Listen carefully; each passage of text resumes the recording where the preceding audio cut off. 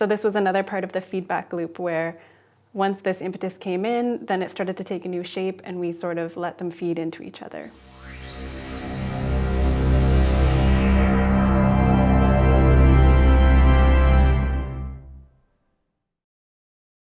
Welcome back to Organist Launchpad for this next section where I will be talking about creating with a media feedback loop. This piece that I'd like to talk about is called Acier Ecke. I created it with Ethan Hill, who composed the music, and then I added the visuals and the poetry. This was something where I call it a feedback loop, not only because we were sort of sending things back and forth to each other, but because each of the media elements fed the other one. Ethan began with this idea of color theory that he was researching at the time and sort of mathematical facets of intonation. Then he translated this and explained it to me in simple terms, and I created a color video, which then inspired some poetry, which then I animated into the video. So this piece is written in 3 movements, and each movement presents a different idea.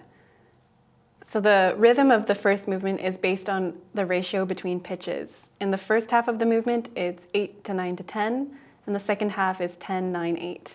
The change is made by raising the middle tone with the mutation stop, which then inverts the ratio from O-tonal to U-tonal.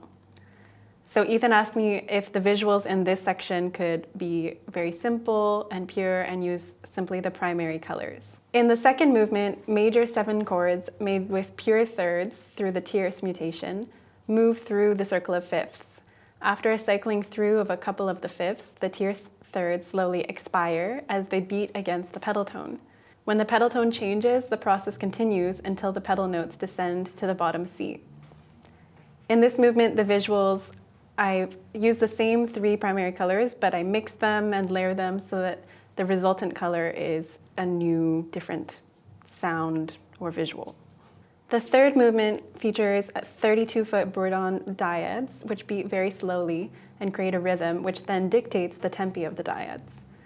The theoretical tempi calculated, which is notated with equal temperament, are given, but in reality, they will be different based on the instrument and even the day each time this piece is performed. In this movement, the visuals are slowly moving into grayscale and synchronizing into monotone and simplifying and unifying into one. And throughout all of these movements, you'll see a poem which I happened to be writing at the same time, which was relating to some similar ideas.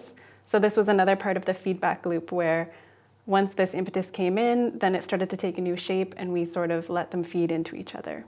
So this is an example of one project where I worked with media in what I like to call a feedback loop. Another type of way that I've done this in the past is through pen pal creation, so sending one idea to a friend in one form of media and then they send a response back. And there's many ways that you can do this yourself, whether you're translating between mediums, so starting with something that's maybe dance and turning it into sound and then writing it down, or you can be sending these things back and forth to someone or yourself. So something you can try at home. So that's it for this segment, and come back for the next one on how to create imagery without any visuals.